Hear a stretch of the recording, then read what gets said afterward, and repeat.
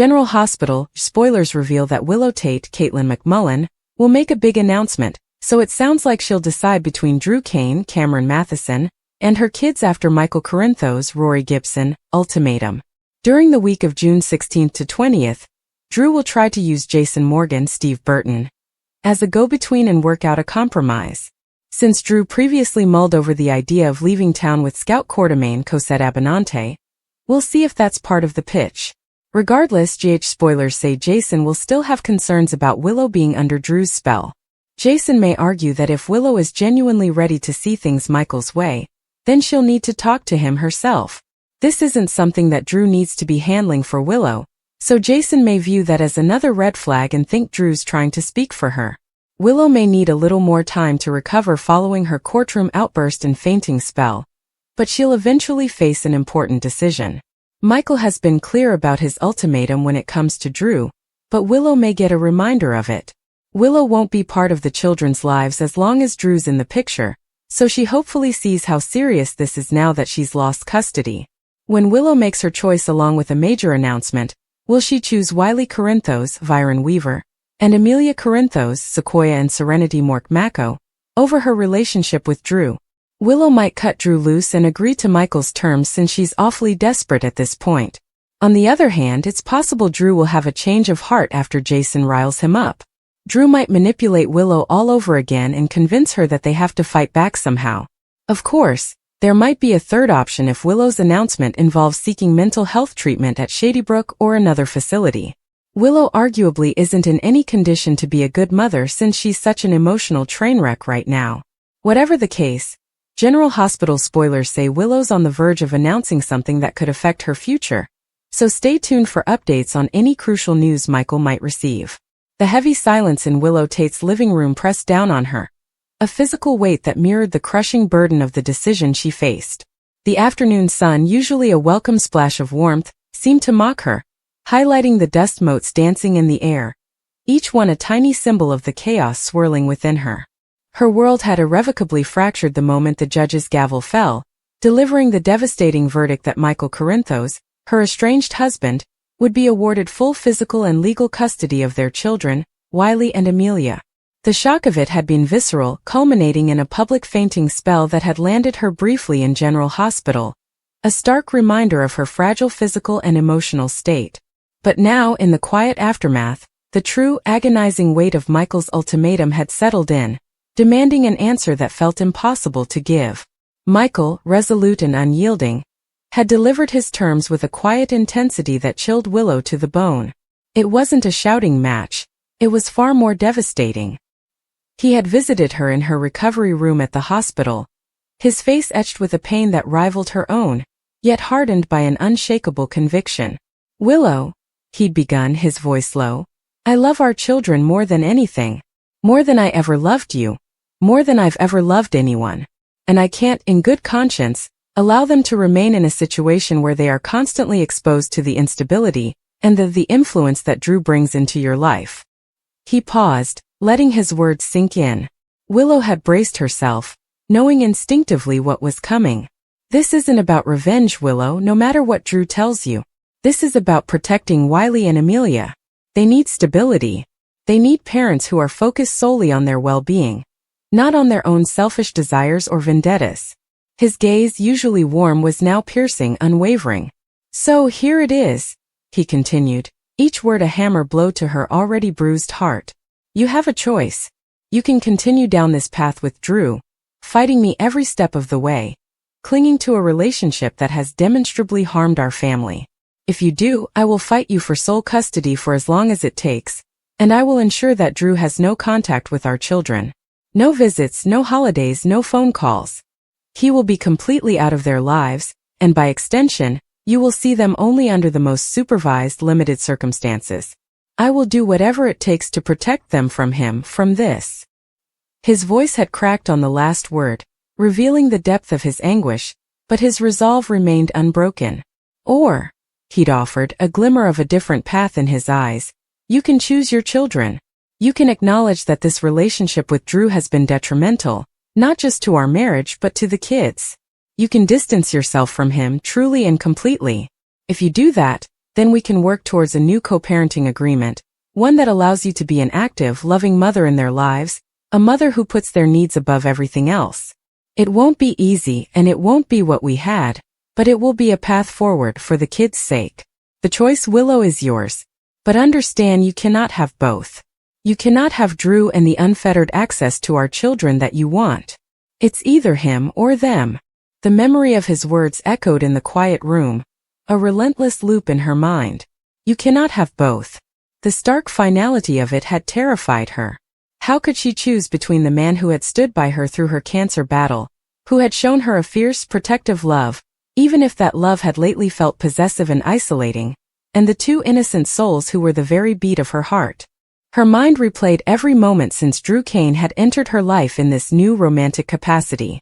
He had been a savior, a constant presence during the darkest days of her illness, a beacon of strength when she felt utterly broken.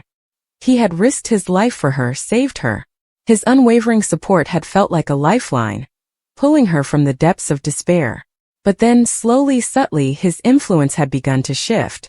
His desire to fight Michael, to punish Nina, to control the narrative had grown increasingly pronounced, eclipsing the selfless man she thought she knew.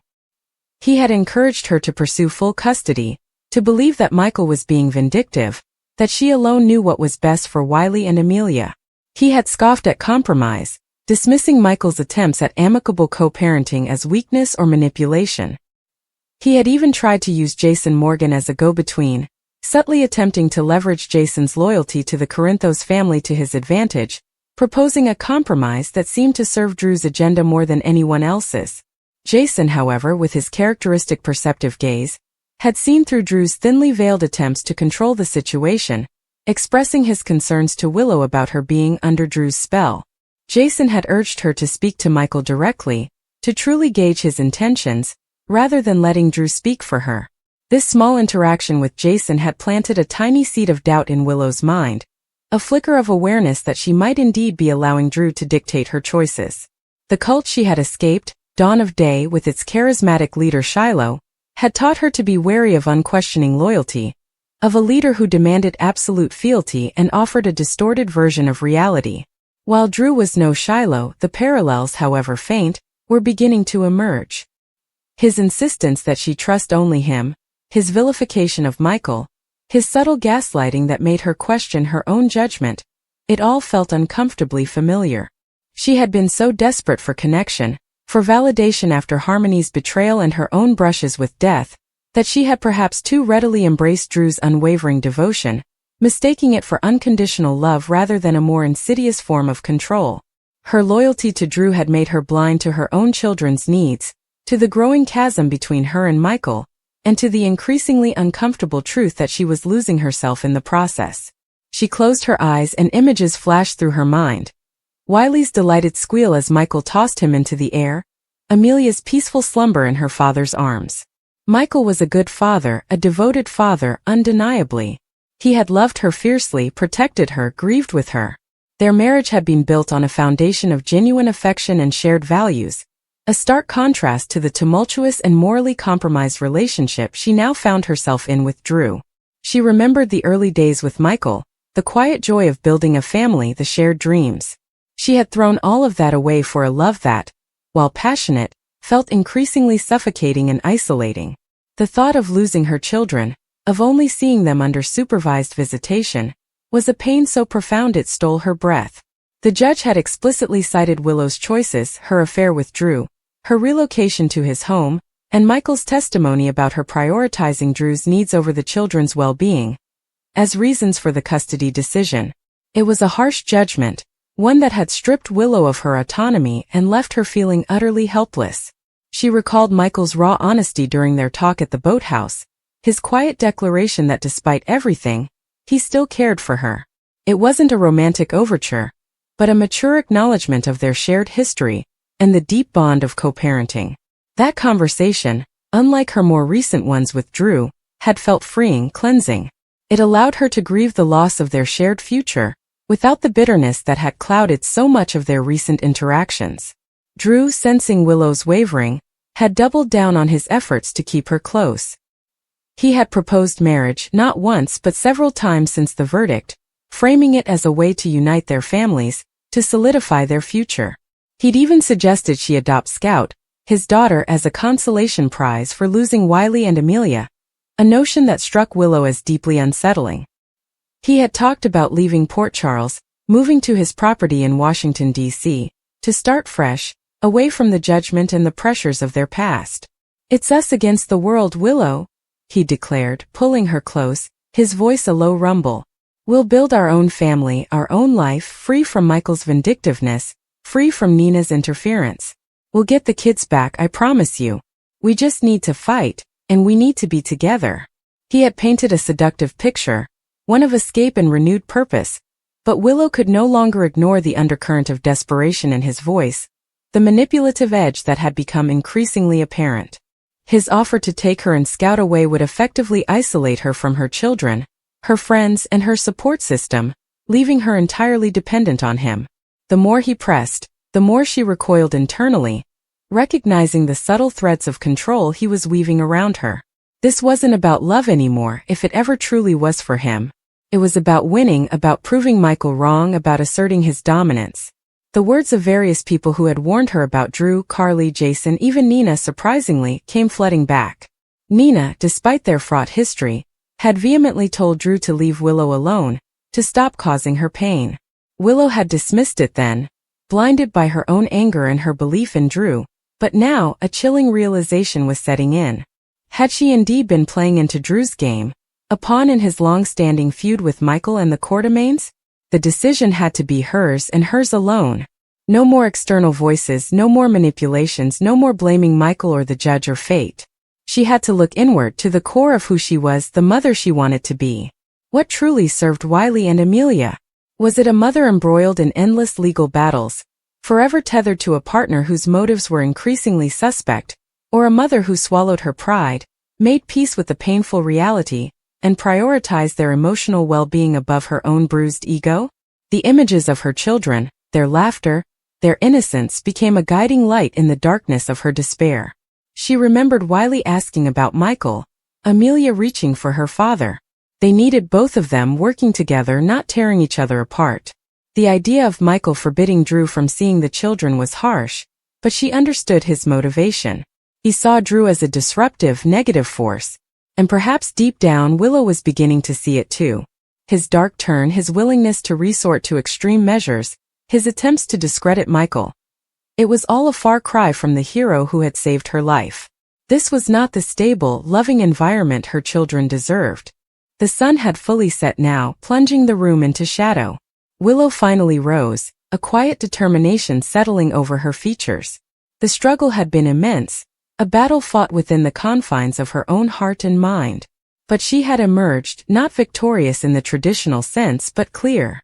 She knew what she had to do. Her first call was to Michael. Her fingers trembled as she dialed, but her voice when he answered was steady. "Michael," she began, taking a deep breath, "I need to talk to you. In person. About the kids." There was a pause on the other end, a cautious hesitation before he replied. "All right, Willow. When and where?" She suggested the park near the brownstone, a neutral ground, early the next morning before the children woke. He agreed. Her second call was the hardest. She found Drew in his study, poring over legal documents, undoubtedly plotting his next move. "Drew," she said, her voice surprisingly firm, "we need to talk. About everything." His eyes, usually so intense, softened as he smiled. "Of course, Willow. Anything for you." He reached for her hand, but she subtly pulled away. "No, Drew. Not anything. This is about us. And the children." The smile faltered. The next morning the air was crisp and cool as Willow walked towards the park.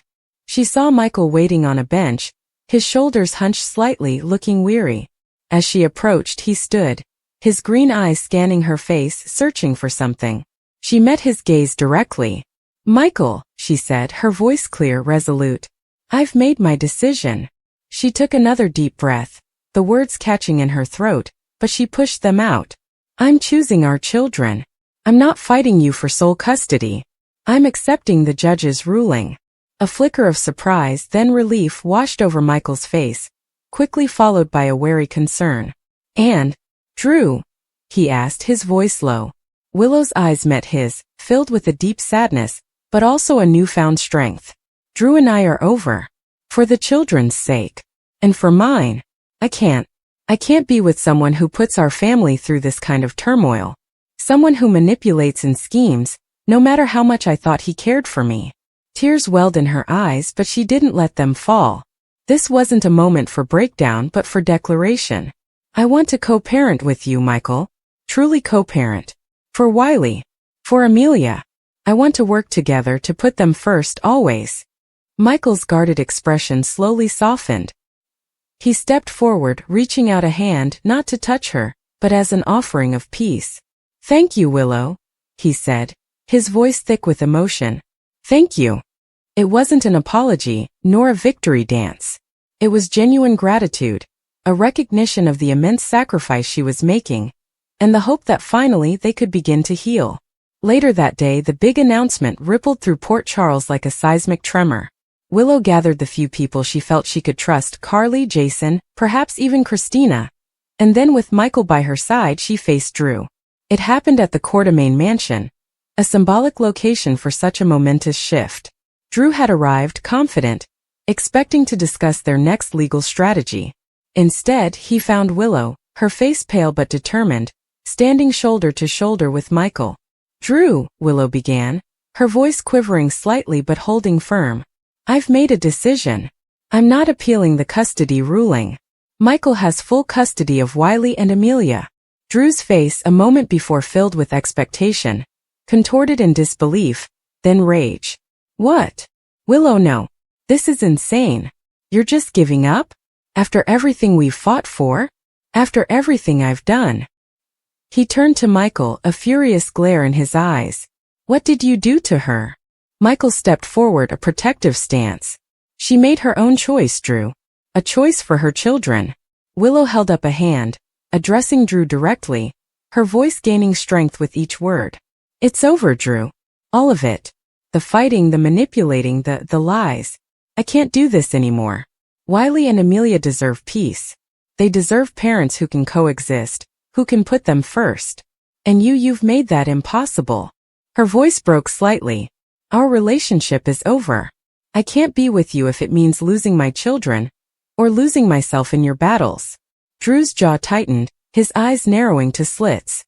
He accused her of being weak, of being brainwashed by Michael and Carly, of betraying him after all he had sacrificed. He raged, his voice echoing through the grand hall, but Willow, despite the pain his words inflicted, remained resolute. This was not the man who had saved her, but a desperate, controlling shadow of him. Jason, ever the silent guardian, watched from the periphery, his gaze fixed on Drew, a warning in his eyes.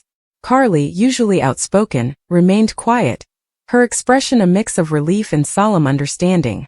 The fallout was immediate and devastating.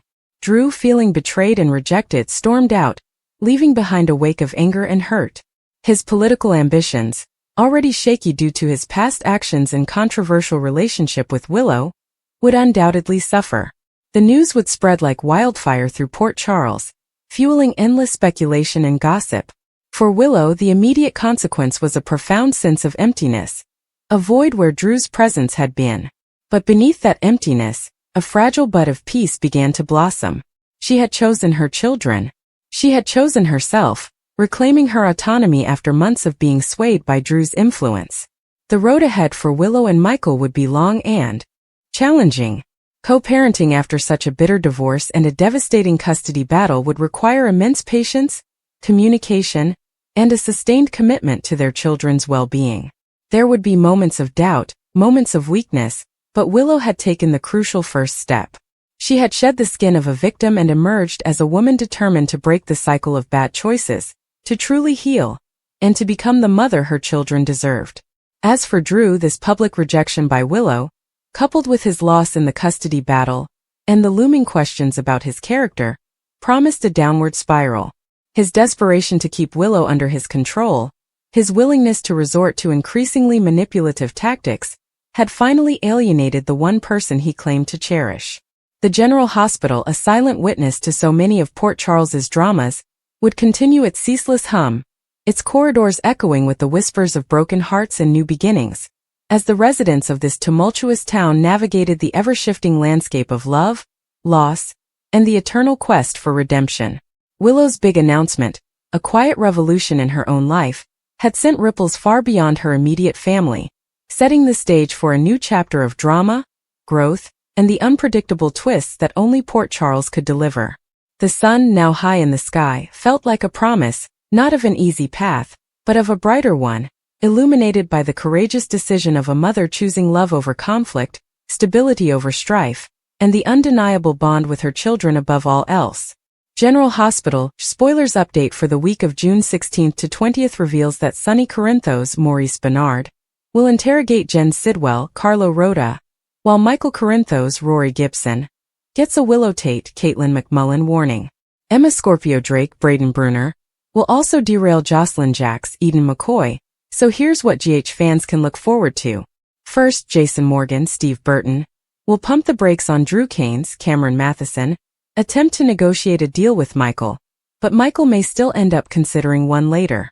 It'll be up to Willow to decide what she's going to do next. If Willow's willing to finally dump Drew, then Michael may consider letting her spend time with the children again. Willow will face a huge decision before she ultimately announces something, but will she dig her heels in on Drew or choose to put her kids first? While Carly Spencer, Laura Wright, catches Jack Brennan, Chris McKenna, off guard with a romantic gesture, Jocelyn will be busy trying to score Professor Henry Hank Dalton's, Daniel Goddard, phone so she can search for private info. Unfortunately, Emma will gain an advantage, so she could land in Jocelyn's way and create some new hurdles for her WSB assignment. Gio also has an encounter coming up with Emma that he won't soon forget. Could Gio walk in on Emma ramping up her efforts to seduce Professor Dalton somewhere? Next, Sasha Gilmore Corbin, Sophia Matson, will face some distressing news, so we'll see if that involves Willow's latest mental break, or if it has something to do with the baby. Regardless, Sasha will eventually have an honest conversation with Michael, so maybe she'll change her mind about him being part of Daisy Corinthos, Levi Clark Coughlin life. Although Portia Robinson, Brooke Kerr, will push Curtis Ashford, Donnell Turner, to talk to her as well, he'll give her the cold shoulder and continue bonding with Jordan Ashford, Tanisha Harper instead. Later, Jordan will confide in Anna Devane, Finola Hughes. So could she admit to some resurfacing feelings for Curtis, or will this be about her Sidwell downfall plot? Sonny will put Sidwell through a grilling session in the coming episodes, so stay tuned for updates on their next confrontation. As for Ava Jerome, she'll have some advice for Nina Reeves, Cynthia Watrose, who's sure to be feeling overwhelmed due to all the Willow mayhem. Finally, Christina Corinthos Davis, Kate Monsey, will have a warning for Michael, so she may advise against compromising with Willow if it looks like it's going to happen. General Hospital spoilers say the week of June 16 to 20th will bring some unexpected developments for several Port Charles residents, so don't miss what's in store. The muggy Port Charles air was laden with unset tensions and seething resentments. Willow Tate's last few months had been a never-ending barrage of emotional upheaval, culminating in the heartbreaking custody decision that granted Michael complete physical and legal custody of Wiley and Amelia. It was a decision that had broken her world, leaving her spinning and disoriented, with Drew Kane as her only anchor in a maelstrom of public censure and personal anguish. She had been quite confident that her love for her children, her identity as their mother, would triumph. Drew's increasingly passionate and persuasive arguments had just strengthened her resolve, telling her she deserved to win and Michael was trying to punish her.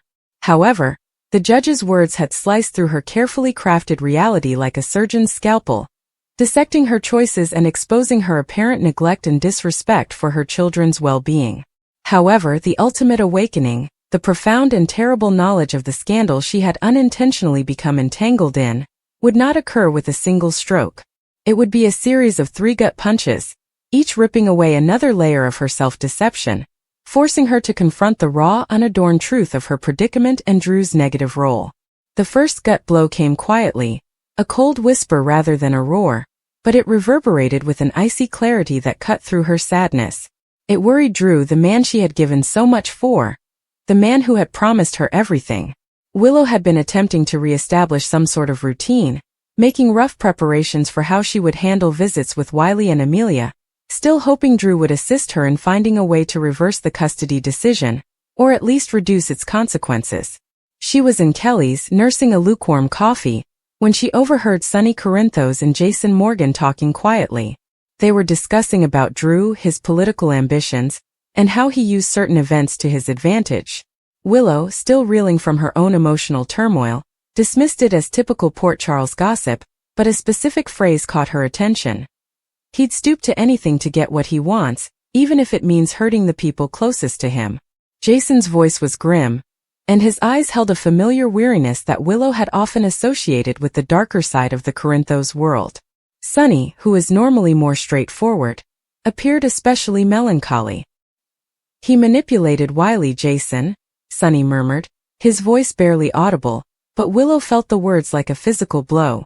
"Told him Michael didn't want him anymore, just so he could turn Willow against Michael."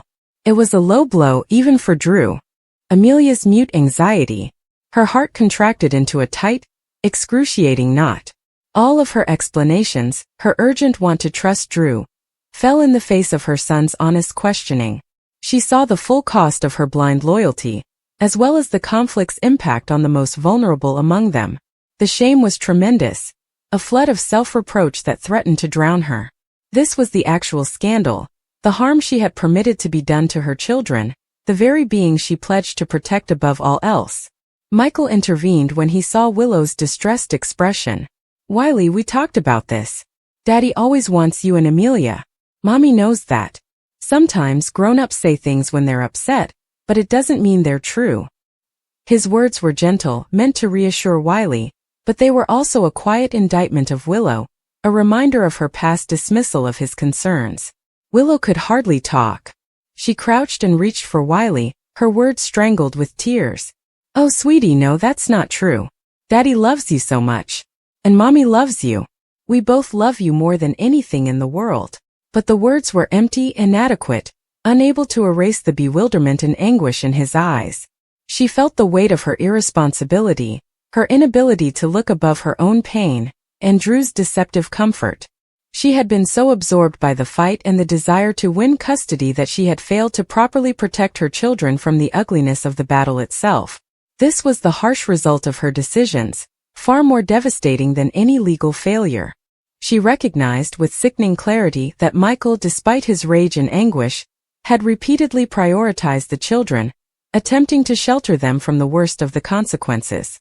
She, on the other hand, had allowed herself to be led astray, putting her wounded pride and Drew's agenda ahead of the emotional health of her fragile children.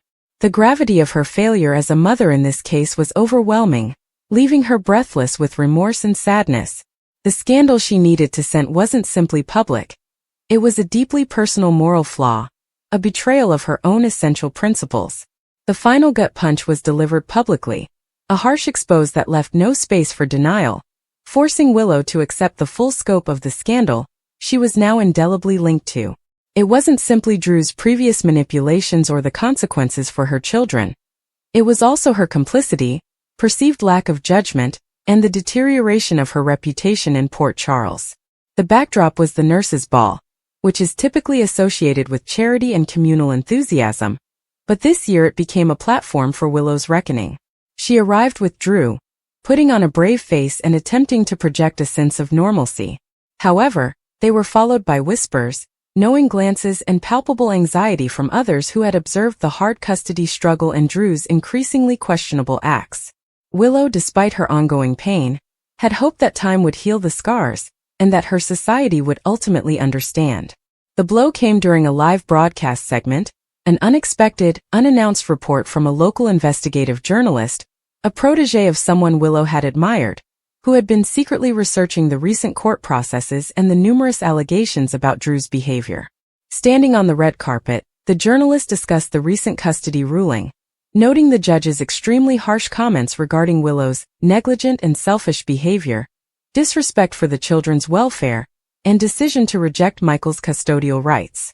But then the writer released the true bombshell, a piece of information that had seemingly just surfaced, a leaked detail from the court's confidential records, or even an anonymous tip from someone in